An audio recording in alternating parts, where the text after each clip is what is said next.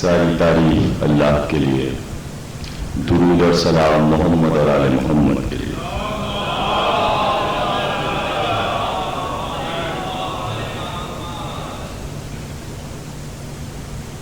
عشرہ چیلم کی 10ویں اور آخری مجلس آپ حضرات سماعت فرما رہے ہیں۔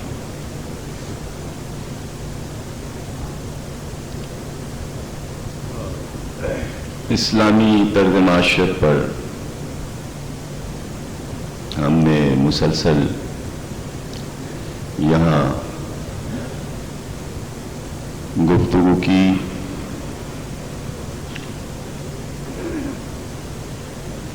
بانی مجلس کی جانب سے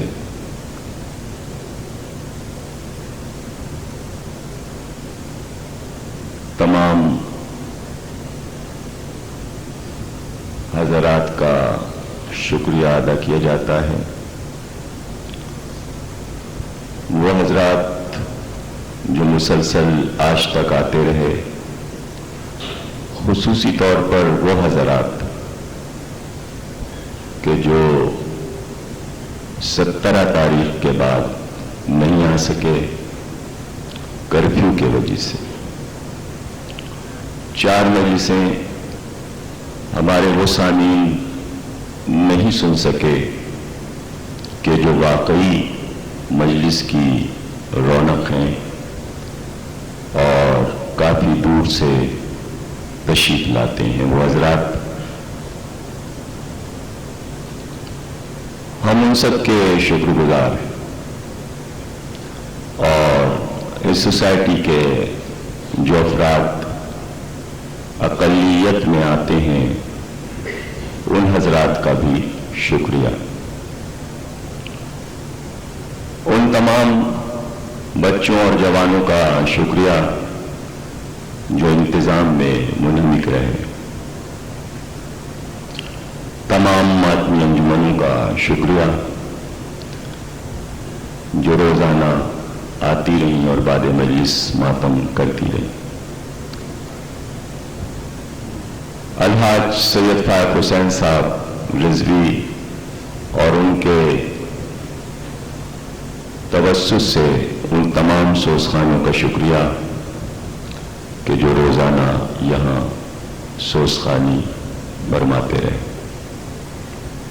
جناب ناصر جہاں صاحب اسلام آباد سے تشریف لاتے ہیں ان مجالس کے لیے خصوصی طور پر، اور روزانہ سلام پیش کرتے ہیں، اور ان کے صاحبزادے آصف جہاں نے بھی اس سال کئی مجالس پڑھی۔ ان دونوں حضرات کا بھی شکریہ بانی مجلس کی طرف سے۔ ایک دن اس عشرے میں میں نہیں آ سکا تو مولانا سلمان حیدر صاحب قبلہ نے یہ مجلس پڑھی، بانی مجلس کی طرف سے ان کا بھی شکریہ۔ اسلامی طرز معاشرت یہاں کا عنوان تھا، اور 17 سفر تک ہم جس طرح گفتگو کر رہے تھے اس میں تھوڑا سا فرق اس لیے آ گیا کہ وہ حضرات جو واقعی عنوان کو سنتے ہیں، محفوظ کرتے ہیں، ان کا تسلسل باقی نہ رہا، اور عنوان کا لطف یہی ہے کہ تسلسل سے سنا جائے اور ایک ایک چیز کو ذہن میں محفوظ رکھا جائے۔ کل جیسا کہ عرض کر رہا تھا کہ عنوان بہت ہی اہم ہے، اور عہد کا تقاضا، زمانے کا تقاضا یہی تھا کہ اس عنوان کو منبر کا موضوع بنایا جائے۔ کوئی نبی ایسا نہیں کہ جو اسلامی طرز معاشرت کو امت تک پہنچانے کے لیے نہ آیا ہو۔ ہر نبی کا مقصد حیات یہی تھا، اور کلام پاک میں یہ آیت کہ ہم وما علینا الا البلاغ المبین، یہ واحد آیت ہے جو ہر پیغمبر کے ذکر میں موجود ہے۔ ہم تو تم تک پہنچائیں گے جو ہماری ذمہ داری ہے، تم مانو یا نہ مانو۔ ہر پیغمبر نے اپنی پوری زندگی میں یہی کہا کہ ہم اسی لیے آئے ہیں کہ تم تک پیغام الہی پہنچا دیں، ماننا نہ ماننا یہ تمہارا کام ہے۔ یعنی لا اکراہ فی الدین، ہم تم پر کوئی جبر نہیں کریں گے، زبردستی ہم یہ نہیں چاہتے کہ تم اس نظام کو، اس معاشرت کو یا اس دین کو مانو۔ جملہ کہا تھا میں نے کہ پروردگار اگر چاہتا تو اس کے لیے کوئی مشکل نہیں تھا کہ وہ پوری کائنات کو مسلمان بنا دیتا۔ اتنی ریاضتوں اور محنتوں کی ضرورت نہیں تھی کہ انبیاء بھیجے جائیں، وہ مصیبتیں اٹھائیں، وہ پتھر کھائیں اور پھر پیغام پہنچائیں۔ لاکھوں فرشتے ہیں اس کے، اور فرشتوں کے ذریعے سے وہ سارے کام لے سکتا تھا۔ کسی نبی کی ضرورت نہیں تھی، اس نے اعلان کیا کہ ہر انسان کے ساتھ دو فرشتے ہوتے ہیں، ایک داہنی جانب اور ایک بائیں جانب۔ ایک کا کام ہے نیکی لکھنا، ایک کا کام ہے بدی لکھنا۔ ایک ایک فرشتہ اور اضافہ کر دیتا ہر انسان کے ساتھ، اور اس کے سپرد یہ کام کر دیتا کہ جیسے ہی وہ سن بلوغ تک پہنچتا، وہ ملک اس سے کہتا کہ اب تم ایک رب کو مانو اور اس کا کلمہ پڑھو، اور اگر تم نے انکار کیا تو تمہارا گلا گھونٹ کر تمہیں مار دیا جائے گا۔ کون سا انسان تھا کہ جو کلمہ نہ پڑھتا؟ اسی طرح سارے کام ہوتے چلے جاتے۔ پروردگار کے عدل کو مانو، نماز پڑھو، روزہ رکھو، حج کرو، زکوٰۃ دو، خمس دو۔ دھمکیوں پر دھمکیاں دیتا رہتا فرشتہ کہ یہ نہیں کرو گے تو یہ ہو جائے گا۔ سب مسلمان ہو جاتے، لیکن کیا؟ لا اکراہ فی الدین۔ جیسا کہ امام سے معصوم سے پوچھا گیا کہ کیا پروردگار کو یہ معلوم تھا کہ میں حکم دوں گا اور ابلیس سجدہ نہیں کرے گا؟ تو آپ نے ارشاد فرمایا ہاں علم تھا، معلوم تھا۔ تو آپ نے کہا پھر کیوں حکم دیا؟ تو ارشاد فرمایا کہ پروردگار نے حکم دیا کہ ابلیس سجدہ کر، لیکن اس نے نہیں چاہا کہ ابلیس سجدہ کرے۔ آپ کے امام ششم ارشاد فرماتے حکم دیا کہ سجدہ کر، لیکن پروردگار نے نہیں چاہا کہ وہ سجدہ کرے۔ کتنا بلیغ جملہ! اور یہ وہی رموز علوم امامت ہیں کہ جن کو وہی سمجھ سکتا ہے کہ جو معرفت کی منزل کمال پر۔ یہ ایک مثال نہیں، نہ معلوم کتنی مثالیں ہیں کہ اصحاب نے جب بھی پوچھا تو یہی کہا، سینے میں محفوظ رکھنا، عوام میں نہ کہنا۔ ہمارے کچھ راز ایسے ہیں کہ جو حلا نہیں سمجھ سکتے۔ مثال کے طور پر یہی دور ہے کہ جب علوم کائنات میں پھیلے، بنی امیہ اور بنی عباس آپس میں لڑ رہے تھے، تو آپ کے اس معصوم نے کائنات میں علوم آل محمد نشر کر دیے۔ کئی ہزار شاگرد تھے جو مسجد نبوی میں دنیا کے تمام علوم سیکھ رہے تھے۔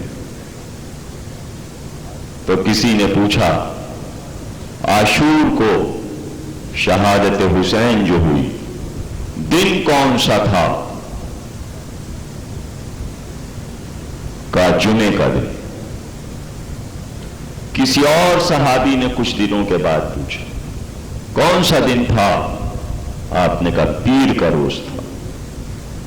تو اس نے پلٹ کر کہا کہ آپ نے اس سے پہلے کچھ دن پہلے فلاں راوی سے یہ کہا تھا کہ جمعے کا دن تھا۔ کہ دونوں ٹھیک ہیں۔ اب یہ ہے علوم آل محمد کے رموز اور نکات، جن کو وہی سمجھے جو معرفت کی منزل پر ہو۔ تشریح ہو گئی تو کیا، سمجھے نا آپ؟ یعنی تشریح اگر ہو جائے تو پھر بات بنتی نہیں، بگڑ جاتی ہے۔ واضح ہو رہی نا بات؟ میرے خیال میں ابھی واضح نہیں۔ علی سے کسی نے پوچھا، علم کیا ہے؟ علم کی تعریف بیان کیجیے۔ آپ نے فرمایا، علم ایک نقطہ تھا، جاہلوں نے اسے پھیلا دیا۔ علم ایک نقطہ تھا، جاہلوں نے اسے پھیلا دیا۔ نقطہ پھیل گیا، جاہل نے سمجھنا چاہا کہ نقطہ کیا ہے، تو علم پھیل گیا۔ لیکن جو عالم ہے اسے نقطہ پھیلانے کی ضرورت نہیں ہے، وہ یہ کہتا ہے کہ سارے پردے سامنے سے ہٹا لیے جائیں تو یقین جہاں ہے وہیں رہے گا۔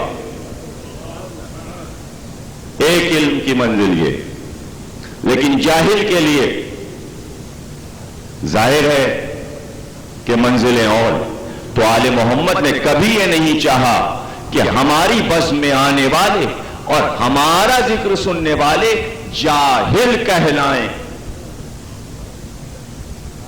اسی لیے شدت کے ساتھ ایسے اصحاب بنائے جو کئی کئی علوم میں ماہر ہوں، اور چرچا کیا تو علم کا چرچا۔ پریشان ہوں گے آپ کہ چیزیں بیان کر کے آگے بڑھ گیا، تشنگی نہیں، وضاحت ہوگی، لیکن کہتا یہی ہوں کہ اس منزل پر مجمع کا مزاج پہنچنا چاہیے کہ جہاں نکات کی تشریح نہ کرنا پڑے۔ دعویٰ، اس کی دلیل، استدلال کی تشریح نہیں ہوا کرتی، لیکن ہمارا مزاج کراچی کے مجمع کا اتنا گرتا جا رہا ہے کہ لوگوں کو، ذاکرین کو تشریح کرنا پڑتی ہے، اور جب تشریح کرنا پڑتی ہے تو بات کھل جاتی ہے۔ جب بات کھل جاتی ہے تو وہ تبرہ بن جاتی ہے۔ جب وہ تبرہ بن جاتی ہے تو وہی مجمع جو واہ واہ کر رہا تھا باہر جا کر کہتا ہے تبرہ پڑھ رہے تھے۔ اس نزاکت سے بچانے کے لیے پرانے علماء نے مزاجوں کو اتنی منزل ارتقاء تک پہنچایا کہ اشارہ ہو اور سمجھ جاؤ، تشریح نہ کرنا پڑے۔ لیکن اب ہوا کیا؟ ظاہر ہے کہ اشارے اب سمجھتے نہیں. اشارے اس لیے نہیں سمجھتے کہ پڑھتے نہیں. ایک طرف مطالعہ ختم ہوا، دوسری طرف ذاکری کا مزاج بدلا. نہ ادھر سے علم ملا نہ ادھر سے علم ملا. تو اب وہ ذاکری کہ جو اسلامی طرز معاشرت کی روایتی ذاکری ہے، اس ذاکر کے لیے پریشانی ہو گئی. یا تو وہ تشریح کرے، اور تشریح کرے تو اسی سطح پر آ کر کھڑا ہو جائے تو لوگ کہیں یہ بھی ویسا ہی پڑھنے لگا جیسا وہ پڑھتا ہے یا وہ پڑھتا ہے. سمجھے نا، ہر صوبے کا مزاج الگ الگ ہے. پنجاب میں کچھ اور پڑھا جاتا ہے، سندھ میں کچھ اور پڑھا جاتا ہے. کراچی کا مزاج وہ ہے کہ جو ہندوستان کے ذاکروں نے مزاج بنایا تھا، جس کا تعلق ہندوستان کے مرکزی شہروں سے ہے، وہ مزاج تھا. لیکن کراچی کا مزاج 10-15 سال میں اتنا بگڑا کہ اب ہم کو بھی تشریح کرنے کی ضرورت ہے. ہمیں بھی تشریح کرنا پڑتی ہے اور چیز کو سمجھانا پڑتا ہے. پورا واقعہ پڑھنا پڑتا ہے، پھر ایک نقطہ بیان کرنا پڑتا ہے. کتنا وقت ضائع ہوتا ہے، ورنہ 10 تقریروں میں موضوع کا حق ادا ہو جائے، مزید تقریروں کی ضرورت نہ پڑے. جمعے کا دن تھا، پیر کا دن تھا. فرمایا آپ نے کہ ہاں عاشور کا دن جمعے کا دن تھا، لیکن میں نے یہ جو کہا کہ پیر کا دن تھا، تو یوم پیر مدینے میں سقیفہ میں فیصلہ خلافت ہوا. اسی مقام پر جہاں خلافت کو علی سے ہٹا کر سقیفہ میں دوسرے کے سپرد کیا گیا، حسین کو وہیں قتل کر دیا گیا. کربلا کی بنیاد وہاں رکھی گئی. تشریح ہوئی، چیز تبرہ بن گئی. یہ مزاج ہمارا نہیں. جس وقت ہم نے کہا تھا پیر اور جمعہ، اس وقت آپ کو داد دینا چاہیے تھی، تشریح پر داد نہیں. یہ مزاج اتنا بدل گیا کہ جب تک تشریح نہ ہو زبان سے واہ نہیں نکلتی. سمجھے نا، کل علم مرد کو دوں گا، کافی ہے، اسی پر واہ کریں.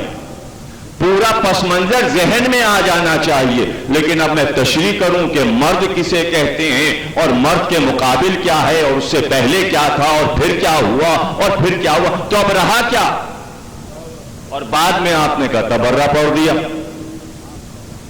تو تبرہ ہم نہیں پڑھتے، آپ پڑھواتے ہیں. میں نہیں اس کا ذمہ دار ہوں، مجمع ذمہ دار ہے. یہ الزام مجمع پر آئے گا کہ تبرہ وہ پڑھواتا ہے.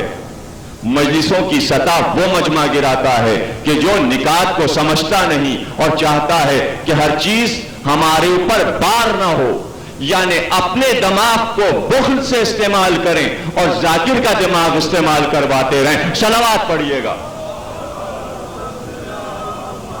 ہمارے اوپر بالکل بار نہ پڑے، ساری ذمہ داری ذاکر کی ہے. لیکن ہم اپنی نئی نسل کو وہی بنانا چاہتے ہیں جو پہلے کے ذاکرین بزرگوں کے مزاج بنا کر گئے. سمجھے نا، یہی اسلامی طرز معاشرت ہے. ہر نبی نے یہی کام کیا.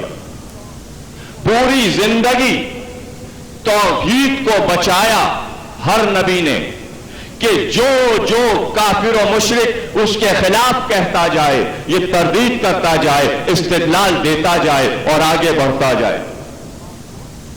اور انبیاء کے بعد معصومین کا کام یہ تھا کہ توحید کے ساتھ ساتھ اب نبوت پر جو جو الزام قومیں لگائیں، معاشرہ لگائے، معصوم اسے رد کرتا جائے، دلیل دیتا جائے، آگے بڑھتا جائے اور معاشرہ بناتا جائے.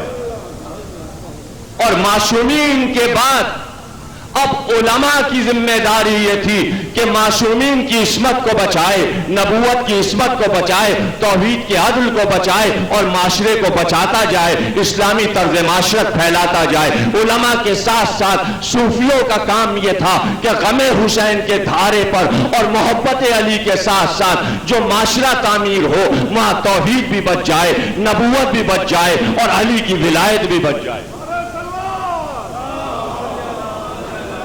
یہ چلی اسلامی طرز معاشرت اور ہم تک جو پہنچی ایک سلسلے سے صوفیہ کے سلسلے سے آئی، ایک سلسلے سے علماء کے سلسلے سے آئی۔ تو کتنی بڑی ذمہ داری ہے علماء کی۔ منصب نبوت و امامت کے بعد عالم آئے، غور کر رہے ہیں آپ، اس کی ذمہ داری عالم آئے، اور جب عالم آئے تو پلٹ کر یہ دیکھے کہ تبلیغ کا طریقہ اصلاح معاشرت معصوم کے پاس کیسے تھی، کیسے اصلاح کی۔ آدم نے، نوح نے، اور اس سے پہلے کہ پروردگار ابلیس سے کہے سجدہ کر، تو اب معصوم سمجھائے کہ ایک قضا ہے اور ایک قدر ہے، ایک قضائے الہی ہے اور ایک قدر الہی۔ قدر الہی میں علم تھا کہ حکم دوں گا سجدہ نہیں کرے گا، علم تھا، پتہ تھا، اور قضا سے یہ فیصلہ کیا اس نے کہ یہ سجدہ نہ کرے۔ کیا مطلب ہے اس کا؟ مطلب یہ ہے، بھئی توجہ رہے، ایک جملے میں تشریح ہو رہی ہے، اب تشریح پر بھی نہ ہمارے سننے والے سمجھے تو پھر میرے دماغ پر تف ہے کہ میں نہیں سمجھا سکا معصوم کے جملوں کو، آپ کو کیا کہوں؟ آپ تو ہمارے سامنے ہی مہمان۔ سجدہ کر، آگ سے بنایا، اسے خاک سے بنایا۔ یہ کائنات کا پہلا قیاس تھا جو شیطان نے کیا۔ اپنے قیاس سے اس نے یہ اندازہ لگایا کہ آگ جو ہے وہ مٹی سے افضل ہوتی ہے، اور قیاس ہمیشہ جو ہے وہ دھوکہ ہوتا ہے۔ اسی لیے اسلامی طرز معاشرت میں، فقہ میں، اجتہاد میں، علوم میں قیاس کو معصوم نے حرام قرار دیا، اس لیے کہ شیطان نے کیا۔ جہاں قیاس آ گیا وہ اسلامی طرز معاشرت نہیں ہے، شیطانی فعل ہے، قیاس کو حرام قرار دیا۔ امام اعظم قابل احترام ہیں، بلایا امام صادق نے، ظاہر ہے گھٹنے ٹیکے تھے، شاگرد تھے، بلا کر پوچھا کہ فتویٰ کیسے دیتے ہو؟ کہ قیاس سے۔ کہ توبہ کرو، آج کے بعد قیاس سے فتویٰ نہ دینا، حرام ہے۔ دیکھ رہے ہیں آپ اصلاح معاشرہ کیسے ہو رہی ہے؟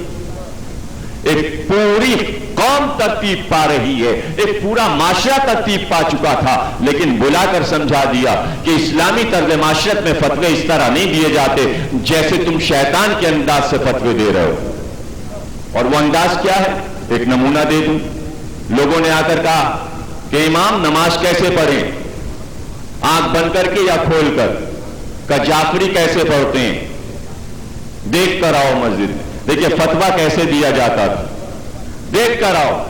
کہ وہاں پر ہم نے دیکھا کچھ لوگ آنکھ کھولے پڑھ رہے تھے، کچھ لوگ آنکھ بند کیے پڑھ رہے تھے۔ کہ تو بس ایک آنکھ کھول کے اور ایک آنکھ بند کر کے نماز پڑھا، یعنی بیچ کی راہ نکالی جاتی تھی قیاس سے۔ یہ پلٹ کر نہیں دیکھا کہ نبی کیسے پڑھتا تھا اور اس کا جانشین کیسے پڑھتا تھا۔ دین کو مرکز سے ہٹایا تو اسلامی طرز معاشرت بدلنے لگی۔ تو یہاں بھی اگر کرے باب مدینۃ العلم سے علم آ رہا ہوتا تو یہ مسئلہ سمجھ میں آ جاتا کہ شیطان نے اپنے قیاس سے آگ کو افضل سمجھا، حالانکہ مٹی پروردگار کو زیادہ پسند ہے آگ کے مقابلے میں، اس لیے کہ آگ سرکش ہوتی ہے، مٹی میں انکساری ہوتی ہے، آگ اوپر کی طرف جاتی ہے، آگ میں غرور ہوتا ہے، مٹی نشیب کی طرف جاتی ہے، اس لیے کہ اس میں محبت ہوتی ہے۔ صلوات پڑھیے گا۔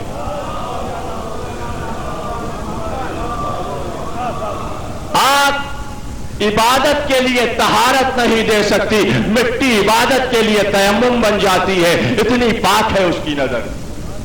شیطان یہ راز سمجھ نہیں پایا، وہ سمجھا آگ افضل ہے، اس کی سرخی اس کی تیزی کو دیکھ کر سمجھا کہ یہ مٹی کیا کرے گی، بے جان سی شے ہے، آگ میں کچھ حرکت ہے اس لیے آگ افضل ہے۔ اس نے قیاس کیا، پروردگار نے مردود بارگاہ قرار دے دیا۔ اس نے نہیں چاہا کہ سجدہ کرے شیطان، ایک ہی راستہ تھا۔ جب انکار کیا شیطان نے، توجہ رہے، جب انکار کیا شیطان نے تو اب پروردگار کے لیے کیا مشکل تھا، اس کی جبین کو پکڑتا اور پکڑ کر آدم کے پتلے پر جھکا دیتا، کر سجدہ۔ جا نہیں سکتا، سجدہ کروا دیتا، لیکن ایسا نہیں چاہا اس نے، اپنی قضا سے اپنے ارادے کو استعمال نہیں کیا۔ جیسے ہی پیشانی کو پکڑ کے سجدہ کرواتا، وہ اکڑ کر کہتا نہیں بس چلانا، ظلم سے سجدہ کروایا۔ جیسے ہی ظلم کا لفظ آتا، عدل الہی ختم ہو جاتا۔ پروردگار نے سجدہ نہ کروا کے اپنے عدل کو بچایا تاکہ میرا عدل باقی رہ جائے۔ لائق رہا فی الدین، زبردستی دین نہیں چلے گا، تو زبردستی سجدہ نہیں کرواؤں گا تاکہ تو اکڑتا پھرے کہ زبردستی میری پیشانی کو جھکا دیا۔ اور یہ دین جس کی بنیاد زبردستی پر ہے، جہاں عدل نہیں ہے، ظلم کے سوا کچھ نہیں، پروردگار نے کہا ظلم ہمارے پاس نہیں۔ بعد رسول جب خلیفہ وقت سے سوالات شاہ روم نے کیے تھے، اس میں ایک سوال یہ بھی تھا کہ وہ کیا چیز ہے جو پروردگار کے پاس نہیں، تو خلیفہ وقت نے جواب دیا تھا یہ کفر بک رہا ہے۔ اور جب یہی سوالات علی کے پاس گئے تو آپ نے مسکرا کر کہا نہیں نہیں، یہ صحیح کہہ رہا ہے، یہ پوچھ رہا ہے کہ وہ کیا چیز ہے جو پروردگار کے پاس نہیں، تو وہ چیز جو پروردگار کے پاس نہیں ہے وہ ظلم ہے۔ مالک کائنات اور اس کے پاس کچھ نہ ہو، وہ سمجھے کفر بک رہا ہے۔ علی نے کہا وہ ظلم ہے، وہ ظلم ہے، ظلم اس کے پاس نہیں، اس لیے اس نے چاہا کہ ظلم سے سجدہ نہ کروایا جائے۔ تو امام نے کہا کہ حکم دیا کہ سجدہ کر، لیکن نہیں چاہا کہ سجدہ کرے، یعنی ظلم کے ساتھ۔ یہ ہے تشریح۔ جب تشریح ہوئی تو اب سامنے بات آ گئی۔ یہی مسئلہ وہاں بھی تھا، قلم اور کاغذ دو، سر پہ تلوار رکھ کر علی کہتے اٹھ کر دو قلم اور کاغذ، عصمت نبی ہو، عصمت امامت ختم ہو جاتی، نکل جاؤ، ہمارا نقصان نہیں ہے، قلم اور کاغذ نہیں دو گے تو۔ وہاں بھی یہی حکم ملا کہ نکل جا، یہاں بھی یہی حکم۔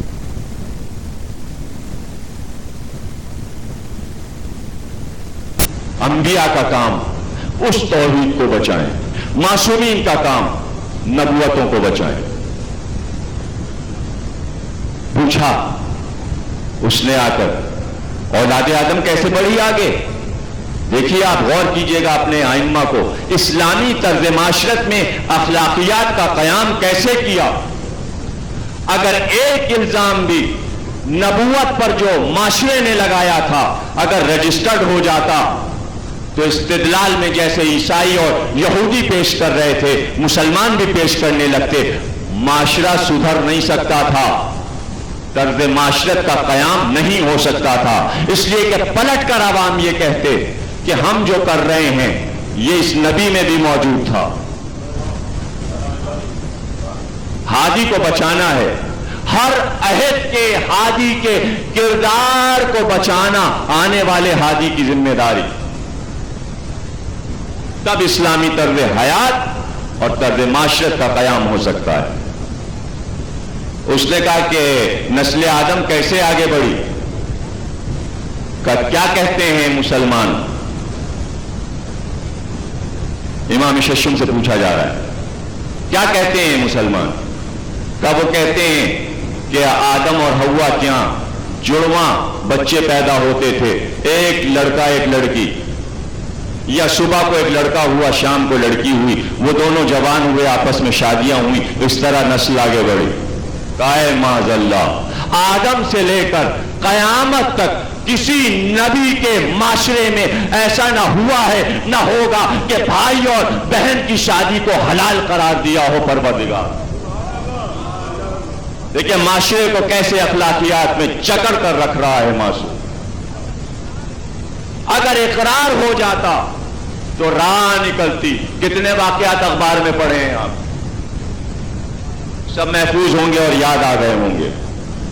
آپ کے پاکستان میں اسلامی دور میں جنگ میں کیسی کیسی خبریں آپ نے پڑھی ہیں، خاندانوں کی، کلمہ پڑھنے والے، انگریزوں کو چھوڑیے، یہودیوں کو چھوڑیے، کہ وہاں کی تاریخیں جو آپ نے پڑھی ہیں، اور تماشائے برخسار یزید پڑھیے خواجہ حسن نظامی کی، تو آپ کو پتا چلے گا کہ کہاں کہاں تاریخ بنی امیہ پڑھیے تو آپ کو پتا چلے گا کس کس معاشرے میں بہن سے عقد قرار دیا گیا تھا، پھوپھی سگی پھوپھی سے عقد قرار دیا۔ میں لفظ عقد استعمال کر رہا ہوں منبر کے ادب کی وجہ سے، تاریخ نے یہ لفظ نہیں دیا۔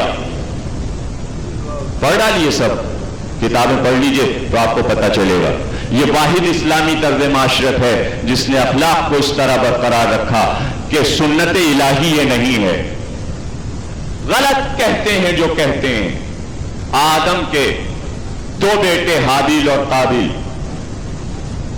قابیل نے حابیل کو قتل کر دیا، اور اس کے بعد جناب شیس، قابیل و شیس کی نسل آگے بڑھی، اور اس طرح کہ قابیل کی شادی ایک جنیہ عورت سے ہوئی اور شیس کی شادی جنت کی ایک حوریہ سے ہوئی، اور اس طرح نسل آگے بڑھی، نسل آگے بڑھتی گئی، نسل آگے بڑھتی گئی، یہاں تک کہ جب شیس کی نسل بہت آگے بڑھ گئی اور قابیل کی نسل آگے بڑھ گئی تو چچا زاد، چچا زاد، چچا زاد بھائی اور بہنوں میں عقد ہوئے۔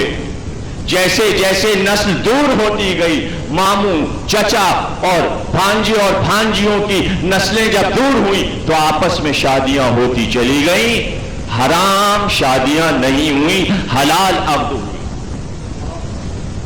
امام نے پورا درس سمجھا دیا کہ شادی کا دستور آدم کے دور میں کیا تھا۔ اور آگے بڑھیے، ایک ایک چیز پیش کرتا جا رہا ہوں۔ آ کر لوگوں نے کہا کہ کنان جو پہاڑ پر چڑھ گیا نبی کا بیٹا تھا، معصوم کا بیٹا تھا، باپ سے سرتابی کی، نبی کا کہا نہیں مانا، سفینے میں نہیں بیٹھا، پہاڑ پر چڑھ گیا۔ خطا کس کی ہے، بیٹے کی یا باپ کی؟ تاریخ نے لکھا کنان نوح کا بیٹا تھا۔ معصوم بتائے اور سمجھائے، جہاں آپ نے یہ مان لیا کہ کنان نوح کا بیٹا تھا، پلٹ کر آپ ہی کہیں گے باپ صحیح تربیت بیٹے کی کر نہ سکا، اس لیے ناخلف نکل گیا، الزام نوح پر آ گیا، نبوت پہاڑ پایا، طرز معاشرت لرزنے لگا، اسلامی طرز معاشرت کا ایوان کانپنے لگا۔ تو آپ نے کہا کیا قرآن میں تو نے نہیں پڑھا کہ دو نبی ایسے ہیں جن کی زوجہ کو ان کی زوجیت سے خارج کر دیا گیا؟ کہاں، ایک نوح ہے اور ایک لوط۔ قرآن نے آواز دی، ان دونوں کی بیویاں نبی کی اہل نہیں تھیں، کافرہ تھیں، سازشیں کی تھیں اپنے شوہروں کے ساتھ۔ دو ازواج نبی کی نکال باہر کی گئیں، نبی کے خاندان میں ان کا شمار نہیں کیا گیا۔ تو فرمایا کہ سنو، یہ نوح کی بیوی بیوہ تھی، اپنے کافر شوہر کے گھر سے بیٹا لے کر آئی تھی، کنان صلب نوح سے نہیں تھا، کافر کا صلب تھا، اس لیے سرکش ہوا اور سفینے سے بھاگ گیا۔ مومن کا نطفہ کبھی سفینے سے بھاگا نہیں کرتا۔ صلوات پڑھیے گا۔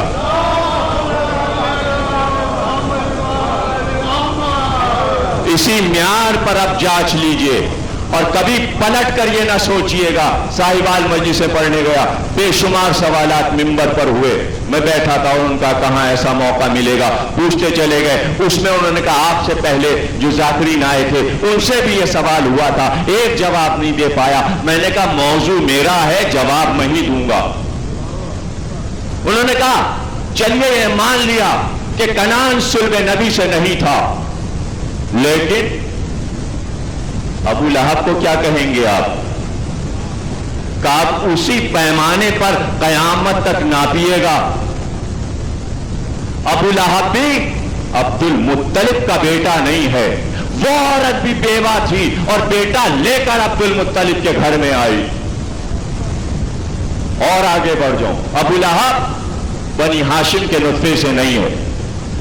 پیچھے پلٹ کر دیکھیے شجرہ کیا ہے، توجہ رہے، شجرہ کیا ہے؟ رسول کس کے بیٹے؟ عبداللہ کے۔ علی کس کے بیٹے؟ ابو طالب، دونوں سگے بھائی ایک ماں سے، فاطمہ مخزومیہ کے بیٹے، عبد المطلب کے بیٹے۔ 12 بیٹے ہیں عبد المطلب کے، 12 میں 10 صلب ابو طالب سے، 2 صلب عبد المطلب سے نہیں۔ کون کون سے؟ ایک عباس بن عبد المطلب اور ایک ابو لہب، عبد المطلب کے بیٹے نہیں ہیں، بلکہ دونوں کی مائیں دونوں کو لے کر بیوگی کے زمانے میں آئی تھی، پرورش پایا عبد المطلب کے گھر میں، اس لیے بیٹے کہلائے۔ عرب کا یہ دستور تھا کہ کوئی بیوہ جب عقد میں آ جاتی تھی تو پہلے شوہر کی اولاد اسی کی ہو جاتی تھی جو آخر کا شوہر ہوتا تھا۔ یہ عرب کا پرانا دستور تھا، اس لیے سمجھا رہا ہوں اس کو۔ عبد المطلب کس کے بیٹے؟ ہاشم کے۔ اور ہاشم کس کے بیٹے؟ عبد مناف کے۔ اور عبد مناف کے 2 بیٹے مشہور ہیں بہت زیادہ، ایک امیہ، ایک عبد الشمس۔ اور یہیں سے تاریخ نے لکھا، پڑھ لیجئے اٹھا کر، تمام فرقوں کی کتابیں، دونوں جڑواں پیدا ہوئے، امیہ اور عبد الشمس۔ اور کیا ہوا؟ جڑواں پیدا ہوا، اور جب جڑواں پیدا ہوئے ایک کی انگلی دوسرے کی پیشانی پر، جب کاٹ کر انگلی الگ کی گئی تو نجومیوں نے کہا کہ جناب خونریزی ہوگی اور دونوں خاندان ہمیشہ لڑتے رہیں گے۔ کیسی آسانی سے مورخ نے یہ ثابت کر دیا کہ کربلا کی لڑائی یزید اور حسین کی خاندانی تھی، علی اور معاویہ کی لڑائی خاندانی دشمنی تھی، رسول اور ابو سفیان کی لڑائی بدر و احد میں خاندانی تھی۔ ایک خاندان سے یہ تھے، ایک خاندان سے وہ تھے، ساری لڑائیاں خاندانی۔ جائیداد کا جھگڑا تھا، مکان کا جھگڑا تھا، ریاست کا جھگڑا تھا، جاگیرداری کا، سرداری کا مسئلہ تھا، اس لیے جھگڑا ہوتا رہا۔ توحید ہٹ گئی، نبوت ختم، وحی ختم، قرآن ختم، خاندانی مسئلہ تھا۔ اتنی آسانی سے ایک روایت لکھ کر مورخ نے مزاجوں کو بدل کر رکھ دیا ہر فرقے کے۔ ہم بھی ماننے لگے، آپ بھی ماننے لگے۔ حقیقت حال یہ ہے کہ ہاشمی خاندان میں امیہ کا وجود نہیں، اور یہ عبد الشمس جو ہے، جو عبد مناف کا بیٹا ہے، یہ گیا تھا شام اور وہاں سے رومی غلام خرید کر لایا جو نسلاً یہودی تھا، 11 سال کی عمر تھی۔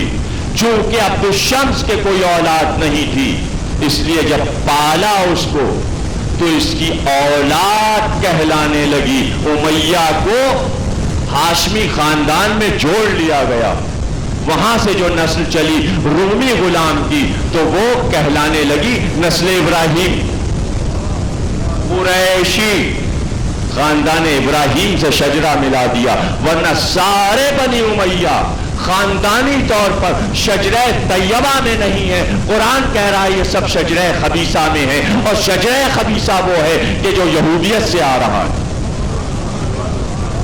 توجہ رہے, توجہ رہے.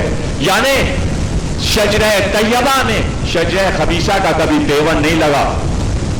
ایک رومی غلام کی نسل تھی, ابو سفیان و یزید تک اور اس کی اولاد تک سب کے سب جو ہیں وہ رومی غلام کی اولاد. توجہ رہے. ابو لہب عبد المطلب کا بیٹا نہیں, عباس بن عبد المطلب کے بیٹے نہیں. اب یہ دوسری بات ہے کہ ابو لہب اپنے آپ کو صاحب ایمان نہ بنا سکا. عباس بن عبد المطلب اس خاندان سے نہیں تھے لیکن اپنے آپ کو صاحب ایمان بنا لیا. اگر عباس بن عبد المطلب کی اولاد ہوتے تو عباس بن عبد المطلب کی اولاد کبھی آل محمد کو قتل نہ کرتی. ذرا معلوم ہے نا آپ کو, عباس بن عبد المطلب کا بیٹا ہے ابن عباس, ابن عباس کا بیٹا ہے علی بن عباس, علی بن عبداللہ بن عباس, اور علی کا بیٹا ہے صفا, صفا کا بیٹا ہے منصور دوانقی, منصور دوانقی کا بیٹا ہے ہارون رشید, اس کا بیٹا ہے مامون رشید, اور پھر معتصم, معتمد اور معتزز تک سب معصومین کے قاتل تھے. عباسی جتنے ہیں سب آل محمد کے قاتل ہیں. عباس بن عبد المطلب اور ان کی اولاد کو چھوڑ کر اس کے بعد جو نسل آئی وہ آل محمد کی قاتل تھی. اور رسول نے کہہ دیا تھا, اے چچا عباس, جبریل نے ہمیں اطلاع دی ہے آپ کی اولاد ہماری اولاد کو قتل کرے گی. جو جواب دیا تھا عباس بن عبد المطلب نے, تاریخ میں محفوظ ہے, میں نہیں بتانا چاہتا, تشریح نہیں کرنا چاہتا. جواب دیا تھا, رنجیدہ ہوئے, لیکن وہ جواب منبر سے بیان نہیں کیا جا سکتا, الگ سے پوچھ لیں آپ اگر تجسس ہو. تو اب یہ نسل شجرہ طیبہ اور شجرہ خبیثہ کا مسئلہ جو ہے معصوم بتائے اور سمجھائے. کہہ دیا توریت و انجیل جو نقلی موجود ہے اس نے لکھ دیا. دونوں بیویوں میں لڑائی ہوئی, سارا میں اور ہاجرہ میں. ہاجرہ کنیز تھی, ساجرہ, اور سارا جو تھی شہزادی تھی, کالا کی بیٹی تھی, بہت خوبصورت, بہت حسین, بڑا مرتبہ. پڑھ ڈالیے پوری انجیل تو آپ کو پتا چلے گا. سارا کے سارے فضائل, ہاجرہ کی ساری برائیاں عیسائیوں کی کتاب میں. کنیز تھی, لونڈی تھی, کنیز تھی, لونڈی تھی. اور جب اسماعیل پیدا ہوئے, بڑے ہوئے, تو سارا نے کہا اس کو نکال دو, لے جاؤ, میں بیٹے کہ یہ چلی جائے یہاں سے. اور اس وجہ سے فلسطین سے ہاجرہ کو نکالا گیا اور مکے پہنچا دیا گیا. تو اپنی نسل کی, جدہ کی عزت برقرار رکھنے کے لیے نبی کی جدہ ماجدہ کو عیسائیوں نے گھٹایا. توجہ رہے. یعنی یہودی اور عیسائی اسحاق کی نسل ہیں. اسحاق سارا کے بیٹے, اسماعیل ہاجرہ کے بیٹے, اسحاق کے بیٹے یعقوب. یعقوب کا لقب ہے اسرائیل, اس لیے ان کی اولاد بنی اسرائیل کہلاتی. یعقوب کا سب سے بڑا بیٹا یہودا ہے, اس کی نسل یہودی کہلاتی. عیسیٰ تک سب اسی نسل میں, ہر نبی اسی نسل میں آیا. سارا کی نسل میں, ہاجرہ کی نسل میں کل 2 نبی آئے, ایک اسماعیل, دوسرا آپ کا نبی. عیسائیوں نے سارے الزامات ہاجرہ پہ رکھ دیے, کنیز تھی, لونڈی تھی, گھٹا دیا. سارا کے لیے کہا, انہوں نے نکال دیا.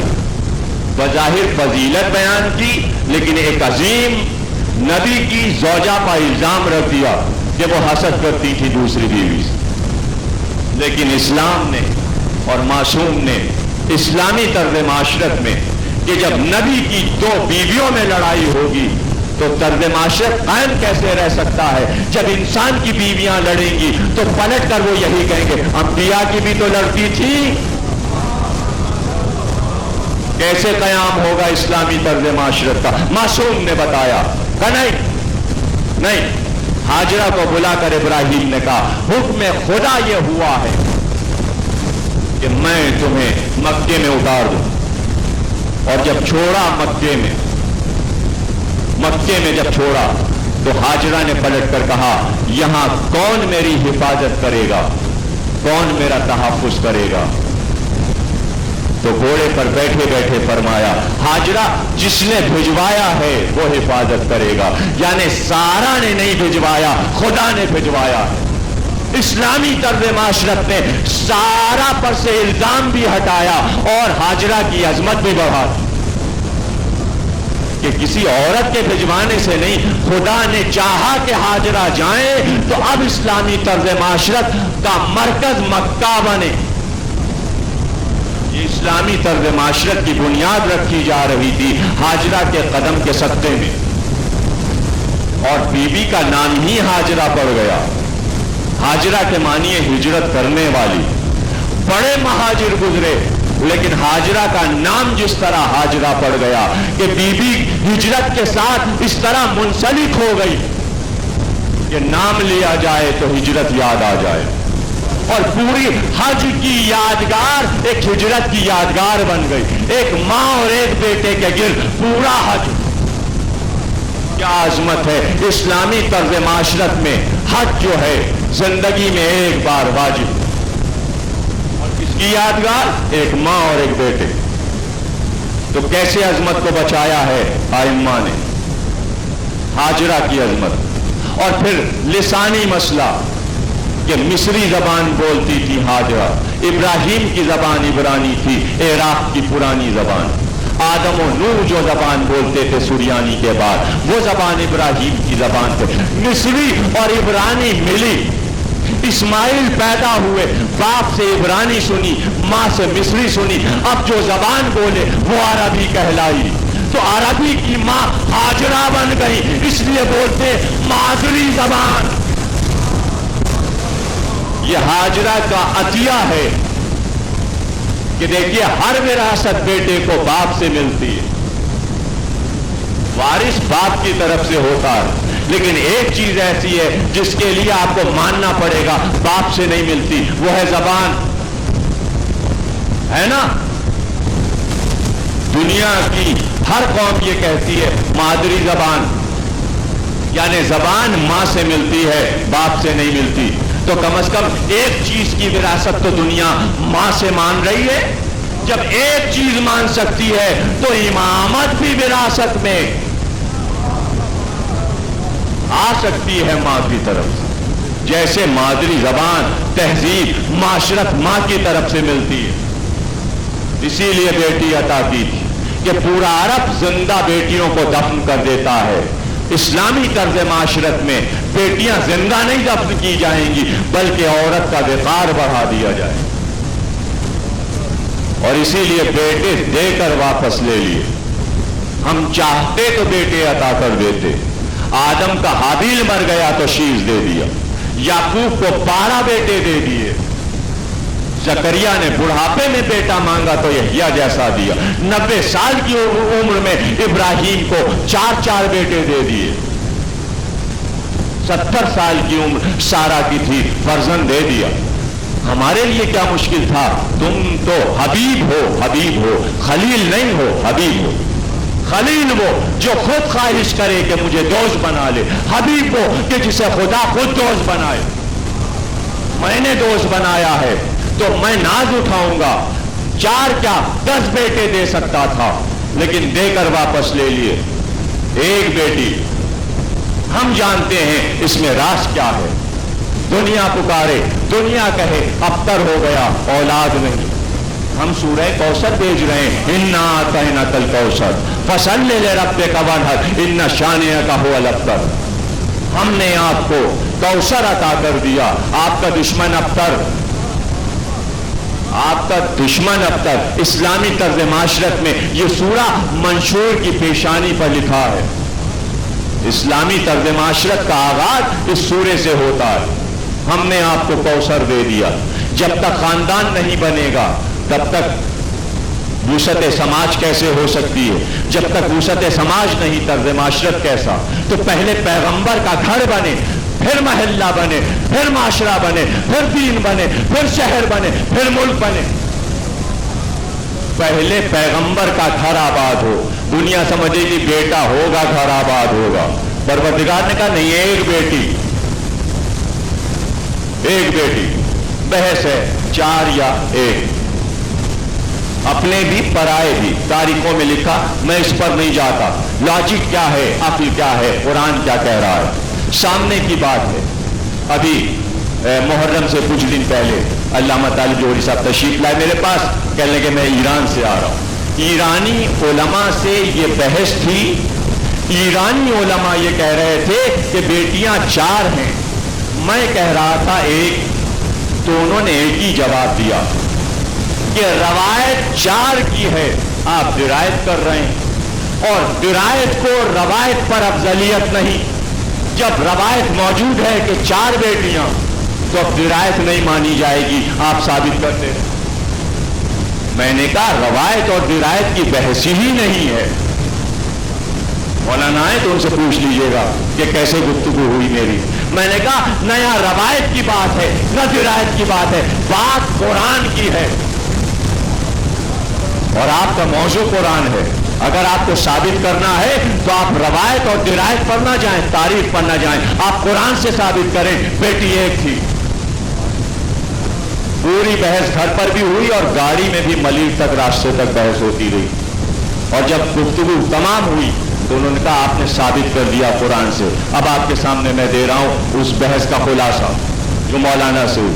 मैंने कहा पढ़िए सूरह कौसर, इन्ना आतैना कल कौसर फसल्ले लिरब्बिका वन्हर इन्ना शानिअका हुवल अब्तर। नबी आपको मैंने कौसर दिया, दुश्मन आपका अब्तर है। मैंने कहा मुकाबिल पे कौन से लफ्ज हैं, एक तरफ कौसर है एक तरफ अब्तर है। कौसर की जिद अब्तर है, अब्तर की जिद कौसर है। मुझे ये बताइए, आप अरबीदा हैं, अब्तर के क्या मानी है? अब्तर के मानी बताइए। कहने लगे अब्तर के मानी लुगत में ये है जिसका अकब न हो, जिसकी नस्ल न हो, जो तुम बुरीदा हो। मैंने कहा मानी मुझसे सुनिए, 10,000 माने आप कह लीजिए। अब्तर कहते उसे हैं जिसमें औलाद पैदा करने की सलाहियत ना हो, इसलिए नबी को अब्तर कहा था। कौसर की जिद है जो औलाद न पैदा कर सके। कौसर के मानी ये है कि कसरत हो जाए औलाद की। दोनों जिदें होंगी एक दूसरे की, तो अब दुश्मन जब अब्तर हो जाएगा तो अब नस्ल आगे बढ़ नहीं सकती। न बनी अब्बास की नस्ल न यजीद की नस्ल। तारीख में हो तो हमें दिखाओ। 9 बेटे हुए यजीद के, कुल 2 बचे, बेटी कोई नहीं थी। अगर किसी ने यहां मिंबर से पढ़ा है कि यजीद की गोद में दरबार में कोई बेटी बैठी थी, बकवास करता है वो। तारीख में यजीद की कोई बेटी नहीं है। 9 बेटे, 9 में सब मर गए, 2 बचे। एक का नाम खालिद है, उसकी मां उम्मे खालिद है जिसने बाद में मरवान से अब किया। दूसरी बीवी जो है मैसून है, ईसाई थी, और उससे माविया बिन यजीद है जो 14 साल का था, जिसे बाद में खिलाफत दी गई। उसने इनकार कर दिया, तख्त-ओ-ताज को ठुकरा दिया ये कहकर कि जिस तख्त के पाए खून हुसैन में डूबे मैं इसको ठुकराता हूं। और यहीं से मैं कई बार दलील दे चुका हूं, जिस तख्त-ओ-ताज को यजीद का बेटा ठुकरा दे, यदुल्लाह का बेटा लेकर क्या करते? वो तख्त-ओ-ताज अली का बेटा क्या करता जिस तख्त-ओ-ताज से यजीद का बेटा नफरत कर रहा था। 2 बेटे थे, और जब महल में गया तो बनी मरवान ने जहर देकर उस बेटे को मार दिया। बाद में खालिद भी मारा गया। यजीद की नस्ल आगे नहीं बढ़ी, बनी उमैया की नस्ल यजीद पर तमाम हुई। दूसरी शाख में मरवान आया, 4 बेटे उसके थे, अब्दुल मलिक बिन मरवान, यजीद बिन मरवान और सुलेमान बिन मरवान पे नस्ल खत्म हो गई, आगे नस्ल नहीं बढ़ी। बनी अब्बास की नस्ल आगे नहीं बढ़ी। अब्तर है दुश्मन तो अब्तर है, शजए खबीसा जमीन से उखड़ चुका है। कुरान कह रहा है उसको करार नहीं, न उसमें फल आएंगे, न पत्ते आएंगे, न शाखें आएंगी। और शजरे तैयबा कयामत तक पत्ते भी देगा, फल भी देता रहेगा। सूरह इब्राहिम में है का शजरतिन तैयबतिन कलिमतिन तय्यबतिन, शजरे तैयबा की मिसाल कलमे तैयबा की जैसी है। और कलमे तैयबा और शजरे तैयबा को मिलाकर बताया, शजरे तैयबा का काम है बढ़ते रहना, कलमा रुकता कैसे है। सलावत पढ़िएगा।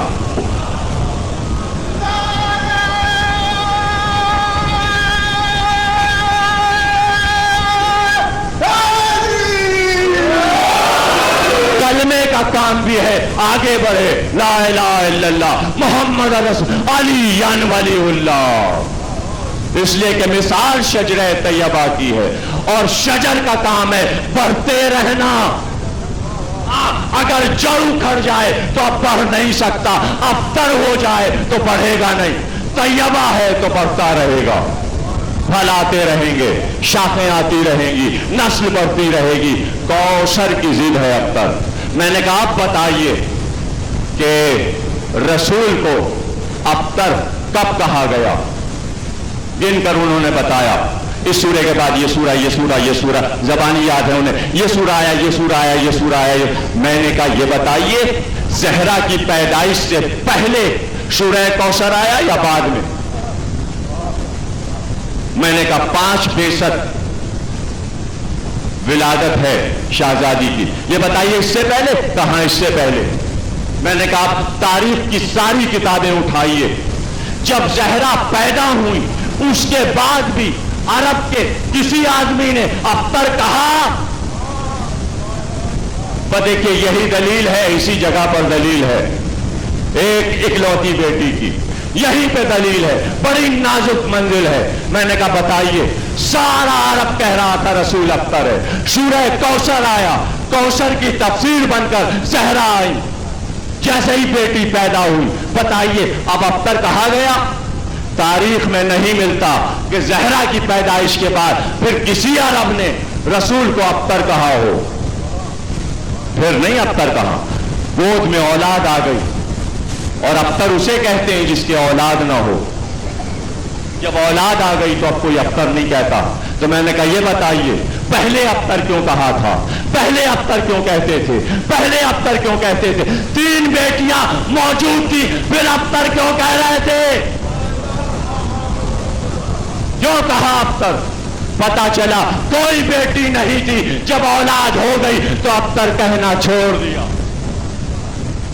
एक ही बेटी थी, एक बेटी थी। सूरह कौसर गवाही दे रहा है कि एक बेटी थी। अब न हम किसी रवायत को मानते हैं, न दिरायत को मानते हैं, न किसी शिया आलिम की किताब को मानेंगे, न किसी सुन्नी आलिम की किताब को मानेंगे, चाहे वो शिया कितना ही बड़ा आलिम क्यों ना हो और 4 बेटियां लिखे, हम उसे नहीं मानते, हम उसको नहीं मानते। बिल्कुल इसी तरह इस्लामी तर्ज माशरत में उलमा का काम है कि इस पूरे असासे को बचाएं और इस्लामी तर्ज माशरत में मरकजियत हासिल है मिंबर को। और जब मरकज है मिंबर तो यहां से इस्लामी तर्ज माशरत की हिफाजत करो, ना कि जहनों को तबाह कर दो। आ गया मैं अपने असल मकसद पर। आज आखिरी तकरीर में आपसे खुल के गुफ्तगू करनी थी, चंद जुमले, और गुफ्तगू ये करनी थी कि तवज्जो रहे, वो तमाम बुजुर्ग बैठे हुए हैं जो कम से कम 40 बरस से तकरीरें सुन रहे हैं। मैं आपसे पूछता हूं, और अगर नहीं पढ़ी किताबें तो पढ़िए, तो आपको पता चलेगा। पहले जमाने में 150 साल पहले जाकरी का दस्तूर यह था, देहातों में, गांव करियों में जहां इल्म नहीं पहुंचा था, उनका अपना अंदाज था। उलमा नहीं पहुंच पाते थे, जाकरी नहीं जाते थे, वो जैसे चाहते थे गम मनाते थे। उनकी नादानी, उनकी सिधाई, वो आ गए, लोग जमा हो गए, उन्होंने बयान करना शुरू कर दिया। उनकी जबान, पूर्वी जबान, देहाती जबान, पंजाबी जबान, सिंधी जबान, इल्म नहीं पहुंचा, वो जिक्र करना चाहते हैं, वो खिराज अकीदत पेश करना चाहते, उन्होंने पेश कर दिया। इधर से आवा यजीद का पट्टा, उधर से आवा अली का पट्टा, अली का पट्टा यजीद के पट्टे का धरपट किस? ये थी जाकरी। जुलाहों में जाकरी होती थी, शहादत नामे ठेलों पर बिकते, मंजूम शहादत नामे अहले सुन्नत वल जमात क्या पढ़े जाते थे, जुलाहे भी मजमा लगाते थे, छिड़काव करते थे, फर्श बिछाते थे, अगरबत्ती सुलगाते थे, मौलवी आता था, शहादत नामा पढ़ता था। एक देहात में कोई मौलवी पहुंच गया, पेश नमाज शहादत नामा सुना दिया, वो सुना चुका, उस वक्त भी अक्ल में इतनी तेजी थी कि वो जुलाहा जो मेजबान था उसने आकर कहा, मौलवी साहब एक बात हमरे समझ में नहीं आई। क्या बात? का ये बात समझ में नहीं आई कि तुम अभैन ये पढ़े हो शहादत नामे मां कि आशूर के दिन आदम हो, नूह हो, इब्राहिम हो, मूसा, ईसा और नबी और अली सब करबला आए थे। कहां पढ़ा था? का तो हमका यह बताओ कि सारे नबी आए, हमरे तीनों खुलफा काहे ना आए करबला? ये तुमरा शहादत नामा नाकिस है, नामुकम्मल है, इमाम उनका जिक्र काहे नहीं? मौलवी साहब का कहा तो जुलाहा कहने लगा, हमरे समझ में दो बातें आई हैं।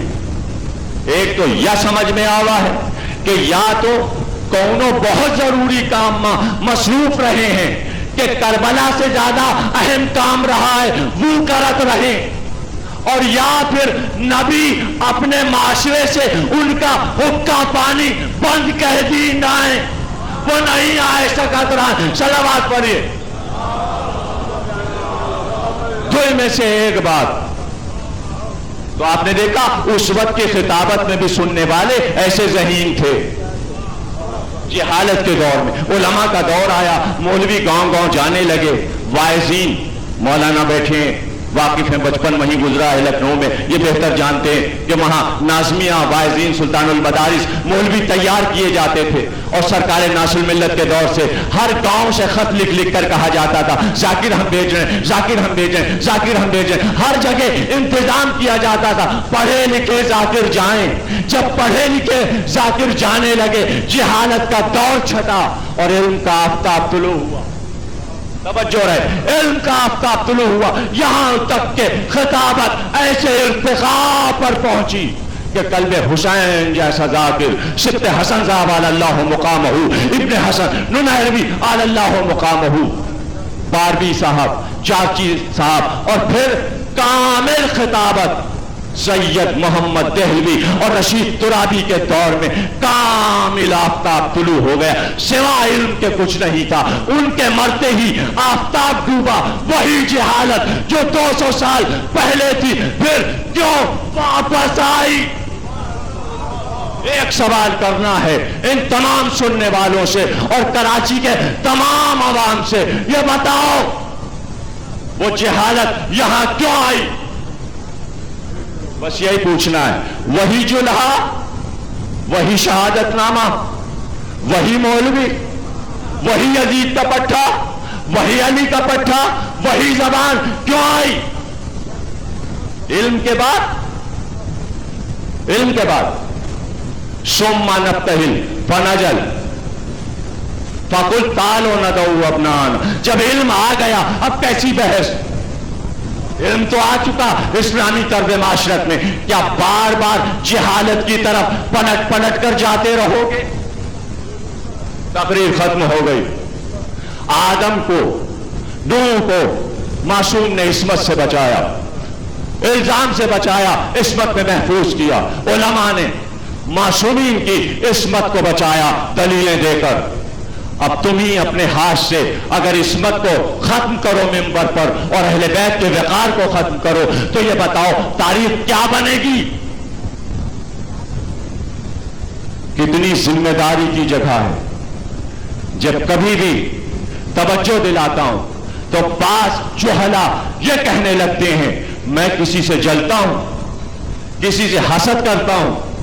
मेरा किसी से ना मुकाबला, न किसी से हसद, न किसी से जलन। याद रखना, अगर कभी मिंबर पर मैं किसी की जाती जिंदगी पर गुफ्तगू करूं तो गोया मैं दुश्मन हूं, और अगर मैं सिर्फ इल्म पर गुफ्तगू करूं तो मैं अपने फरीजे को अदा कर रहा हूं। देखो याद रखना, बहस का एक उसूल है, مقابل پر آنے والے کے اگر کردار پر گفتگو ہو کہ وہ ہوٹل میں کیا کرتا ہے, کہاں جاتا ہے, اس کے شب و روز کیسے گزرتے ہیں, اس کے عادات کیا ہیں, اس کے اطوار کیا ہیں, میں کسی چیز پر بات نہیں کرتا. علم میں کبھی ذات پر گفتگو نہیں ہوتی, خاندان پر گفتگو نہیں ہوتی. علم کے مسئلے میں صرف یہ گفتگو ہوتی ہے آپ نے کیا پیش کیا, صحیح پیش کیا یا غلط پیش کیا. میں علمی گفتگو کرتا ہوں, اور مقابلے کی تو یہاں بات ہی نہیں. جو نصیحت کرے وہ مقابل نہیں ہوا کرتا, وہ اولا ہوتا ہے, مقابل نہیں ہوتا. اور اگر اپنے کو اولا نہ سمجھتا تو یہ فریضہ انجام بھی نہ دیتا. اس لیے کہ ہر ایک کے بس کی بات نہیں ہے دلیل سے بات کرنا. پہلے بھی کہا تھا, آج بھی کہہ رہا ہوں, یاد رکھو مقتل ایک علم ہے, تاریخ سے روایت لینا ایک علم ہے. جب تک کہ اس علم سے جانکاری نہ ہو زبان نہ کھولو,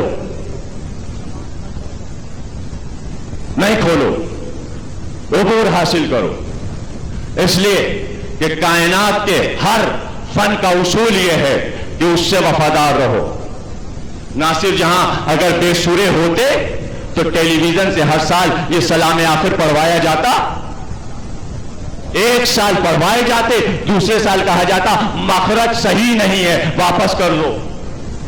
اپنے فن سے وفادار ہیں, اس لیے ان کی جگہ کوئی آ نہیں سکتا. اس فن میں کامل ہیں, کوئی ان کا جیسا آئے جو کمال رکھتا ہو.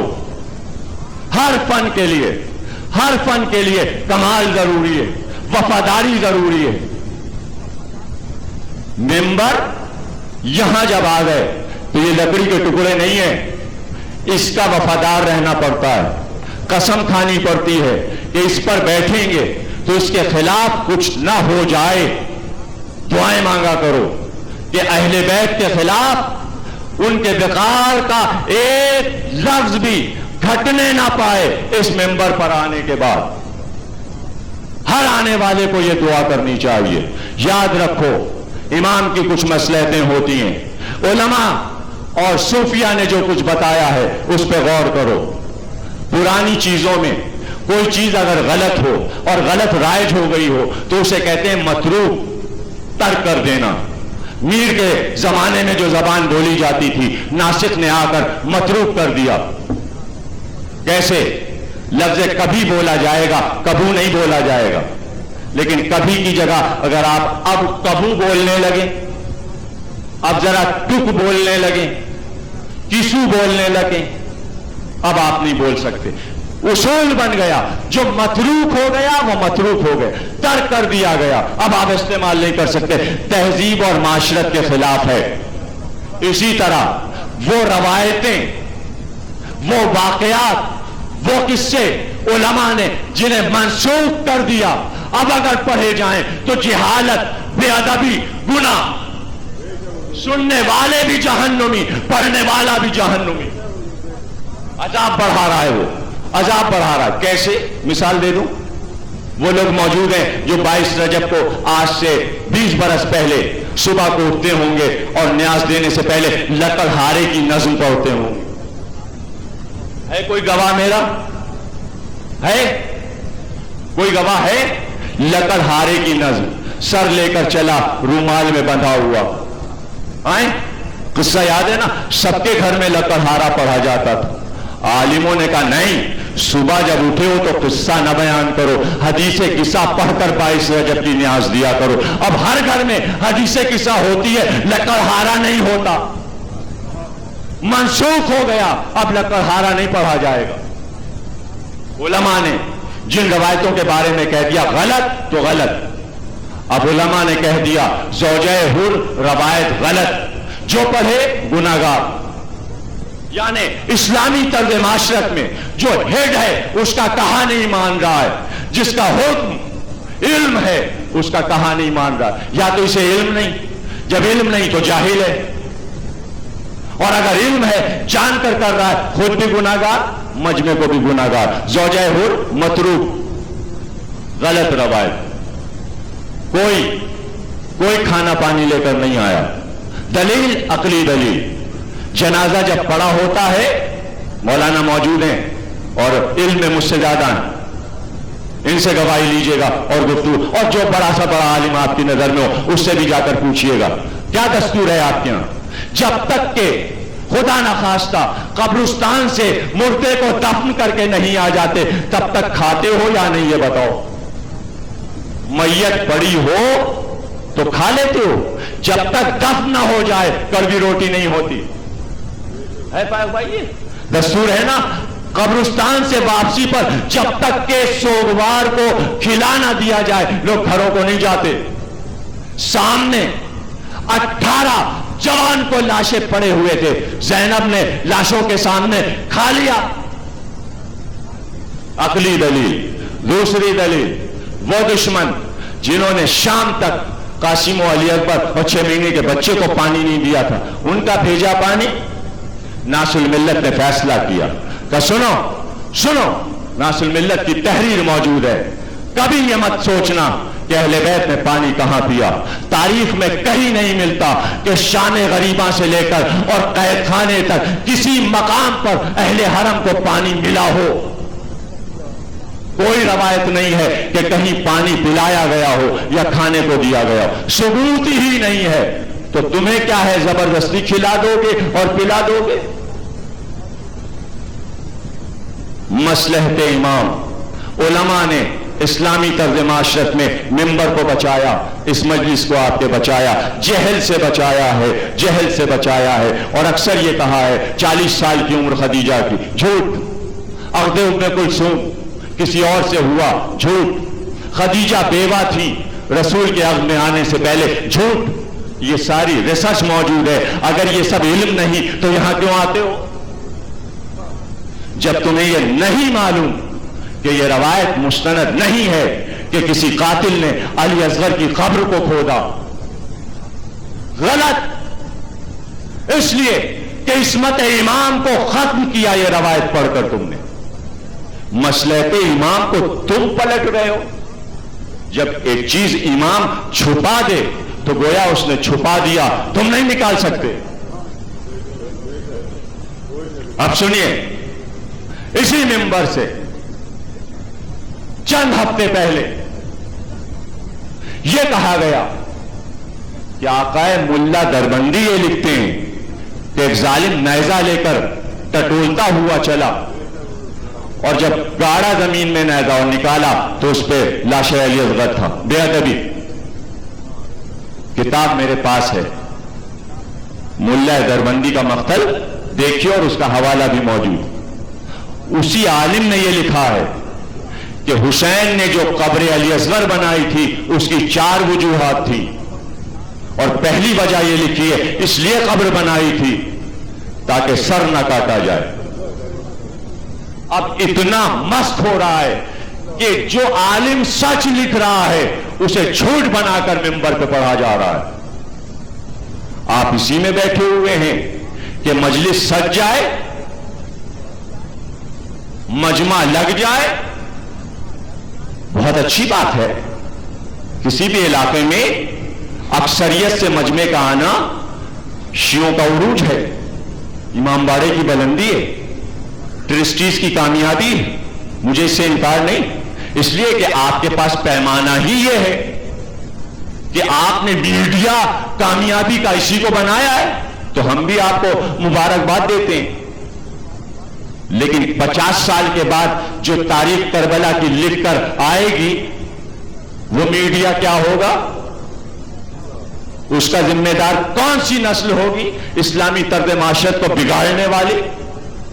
کس پر الزام آئے گا, کس پر آئے گا؟ یہ لڑکے جب پلٹ کر ریسرچ کرنے لگے, آپ کو پتا ہے 700 لڑکے پڑھ کر قم سے آنے والے ہیں, کراچی میں چھا جائیں گے ممبروں پر, جو کتابیں پڑھ پڑھ کر آ رہے ہیں. کیا حال ہوگا اس نسل کا جو جھوٹ بول کر جا رہی ہے؟ میں آپ کو بچانا چاہتا ہوں, اس نسل کو بچانا چاہتا ہوں. پڑھو, مجمع لگاؤ, لاکھوں روپے لو اشرے کے, مجھے کوئی اعتراض نہیں, لیکن جو کر رہے ہو اس کا حق ادا کرو, علم کے سوا جہل نہ ہو. مجھے کسی سے کوئی حسد نہیں، سب میرے دوست ہیں، ادب سے سب سلام کرتے ہیں۔ جو چھوٹے ذاکرین ہیں مجھ سے عمر میں، وہ مجھے ضمیر بھائی کہہ کر سلام کرتے ہیں، میں بھی محبت سے ان کے سر پر ہاتھ رکھتا ہوں۔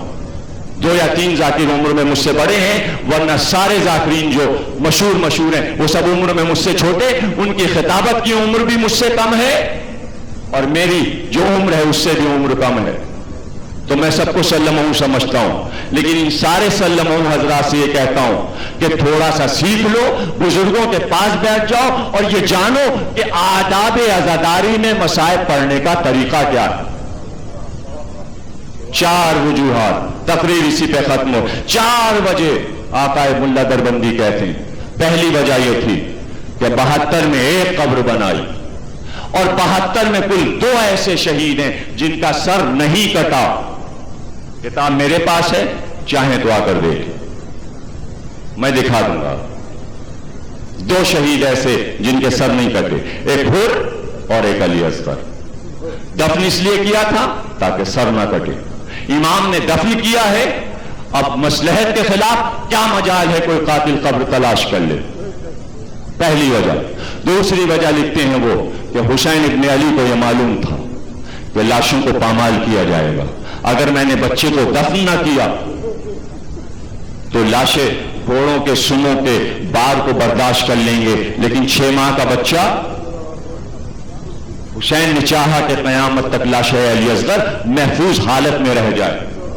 شہید زندہ ہے جس قبر میں، اسی طرح قیامت تک محفوظ رہے گا، صحیح اور سالم، اس میں کوئی کمی بیشی نہیں ہوگی۔ علماء نے فرمایا، معصومین کا ارشاد ہے کہ معصوم شہید کی قبر میں جسم اسی طرح قیامت تک رہے گا، کوئی فرق نہیں ہوگا، اس میں کوئی کمی اور بیشی نہیں ہو سکتی، اس لیے دفن کیا۔ لاش علی اصغر ظاہر میں بھی اور باطن میں بھی محفوظ رہ جائے۔ تیسری وجہ یہ لکھی، اور یہ اسلامی طرز معاشرت کی سب سے بڑی دلیل دے رہا ہوں، سمجھ لیجئے یہ نقطہ معراج ہے ہمارے موضوع کا۔ آقا ملا دربندی فرماتے ہیں کہ اگر سر علی